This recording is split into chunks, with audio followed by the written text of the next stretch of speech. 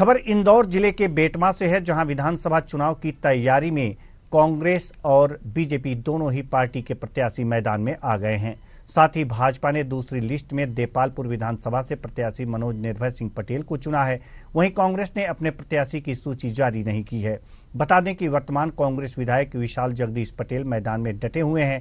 साथ ही कांग्रेस से इंदौर दूध संघ अध्यक्ष मोती सिंह पटेल टिकट की दावेदारी कर रहे हैं। वहीं देपालपुर विधानसभा के बेटमा में वरिष्ठ पत्रकारों ने खुलकर अपनी बात रखी और बताया कि इस बार त्रिकोणीय मुकाबला होने जा रहा है। कांग्रेस और भाजपा के बीच एक रोमांचकारी मुकाबला होगा, जिसमें जातिगत समीकरण, विकास और हिंदुत्व के मुद्दे पर चुनाव लड़ा जाएगा। नमस्कार साथियों, इस वक्त हम मौजूद हैं बेटमा महानगर में, महापंचायत में, और इस बार हम बात करेंगे देपालपुर विधानसभा की, जहां देखेंगे कि पत्रकारों की नज़रों से कुछ छुपा नहीं रहता है। पत्रकार चौथा स्तंभ है। पत्रकार को हर एक चीज़ की जानकारी रहती है। पत्रकार फील्ड में जब घूमता है तो हर नेता की ज़मीनी हकीकत निकाल के लाता है। इस वक्त हमारे साथ में मौजूद है बेटमा के वरिष्ठ पत्रकार धर्मेंद्र उपाध्याय जी, भूपेन पंचोली जी और रंजीत जी मंडलोई। हम इनसे चर्चा करेंगे कि कांग्रेस बीजेपी के विशाल जी और मनोज जी पटेल की क्या स्थिति है, किस प्रकार यहाँ का विधानसभा चुनाव होगा और किन मुद्दों पर चुनाव लड़ा जाएगा। इस बार अगर देखा जाए तो बीजेपी ने मनोज जी पे वापस से भरोसा जताया है, इतने विरोध के बाद भी, और कांग्रेस से भी अगर देखा जाए तो विशाल का 101% टिकट फाइनल बताया जा रहा है। मोती सिंह जी भी जब भी लाइन में है, और राजेंद्र जी चौधरी, एक त्रिकोणीय मुकाबला होने की संभावना लग रही है। क्या देखते हैं, किस नज़र से आप? राहुल भाई, चुनाव बहुत दिलचस्प लग रहे हैं इस बार देपालपुर तहसील के, और यहाँ पे पहले से ही लगभग ऐसा माना जा रहा था कि मनोज पटेल का टिकट कहीं ना कहीं उन्हें ऊपर, क्योंकि जिस तरीके से बताया गया है कि उनके संबंध, और इसके अलावा जो 5 साल से वो हारने के बाद भी जो यहाँ पे लगातार लगे हुए रहे इस बार, तो कहीं ना कहीं पूरी संभावना उनके टिकट की पहले से बनी हुई थी। और विशाल पटेल का जहाँ तक आप कह रहे हैं, तो विशाल पटेल ऑलरेडी यहाँ जीते हुए विधायक हैं और उनका काफ़ी अच्छा होल्ड है क्षेत्र में।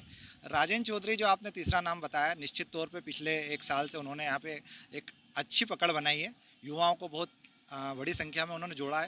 तो चुनाव निश्चित रूप से यहाँ के दिलचस्प होने वाले हैं। जितने भी नेता और अपना ये कहें कि भारतीय जनता पार्टी हो या कांग्रेस हो या राजेंद्र चौधरी के जो पर्सनल संबंध है, वो सभी लोग यहाँ पे लगातार अपनी तरफ से जीत के दावे कर रहे हैं, और सभी का ये कहना है कि उनके साथ पब्लिक है, अपने पक्ष में माहौल बना रहे हैं।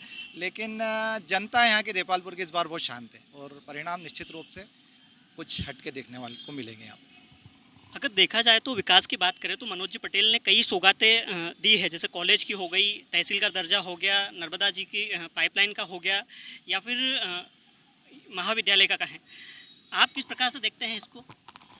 नहीं, ये तो सच है कि देपालपुर विधानसभा में पूर्व विधायक मनोज पटेल ने काम किए हैं, और विधानसभा में 2003 से पहले जब वो विधायक नहीं थे, उसके बाद से लेकर के तो विधानसभा में कई सारे काम ज़मीन पे दिखने को भी मिल रहे हैं। इस बार चूँकि जैसा अभी धर्मेंद्र जी ने कहा कि बड़ा रोमांचित होने वाला है, तो बिल्कुल इस बार बहुत रोमांचित रहेगा इस बार विधानसभा का हमारा ये चुनाव, क्योंकि इस बार 2,67,000 मतदाता मतदान करने वाले हैं। उसमें से 1,34,000 पुरुष मतदाता है और 1,32,000 महिला मतदाता हैं। वो त्रिकोणीय संघर्ष की स्थिति निर्मित हो रही है। रोमांच इस कारण भी इस बार नया देखने को मिल रहा है, क्योंकि कभी भी 1 to 1 भारतीय जनता पार्टी और कांग्रेस के बीच में सीधा सीधा चुनाव हुआ है। लेकिन इस बार जो जबरेश्वर सेना के जो राजेंद्र चौधरी हैं, वो भी कहीं ना कहीं अपनी ताकत लगातार पिछले 2-3 वर्षों से हनुमान चालीसा के माध्यम से दिखा रहे हैं। गांव-गांव उनकी एक समितियां उन्होंने खड़ी कर दी हैं, तो वो कितना दोनों ही पार्टियों को नुकसान पहुंचाते हैं, ये देखना भी एक दिलचस्प रहेगा। और विशाल जी भी जो अपने सोशल वर्किंग जो काम है, जैसे कन्या विवाह वाला जो मामला है, उसमें लेकर के उन्होंने जो लड़कियों की मदद करी है, परिवारों की मदद करी है, वो है, कथाएं हैं, गायत्री महायज्ञ हैं, या निजी रूप से कई सारी धर्मशालाओं के निर्माण में उनका जो निजी सहयोग गया है, ये अपने आप में दिलचस्प है। और देखना होगा कि किस इस बार विधानसभा किस ओर जाती हुई दिखाई देती है। जैसा कि पिछला जो चुनाव है, विशाल पटेल जी ने, कांग्रेस विधायक ने मनोज जी पटेल को करीब 9,000 तकरीबन वोट से हराया था। इस बार भी वो लगातार मैदान में लगे हुए हैं, चाहे वो कन्या योजना के द्वारा दहेज वितरण हो, शिव महापुराण कथा करवाना हो। इस बार आप क्या देखते हैं, किस कड़ा मुकाबला दे पाएंगे मनोज जी पटेल को? देखिए, देपालपुर का जो टेस्ट है वो बहुत गजब का है। यहाँ पर रिपीटेशन किसी भी विधायक का होना लगभग असंभव है। एक बार ही ऐसा हुआ है जगदीश जी पटेल के दौर में, किंतु ऐसा यहाँ रिपीटेशन नहीं होता है।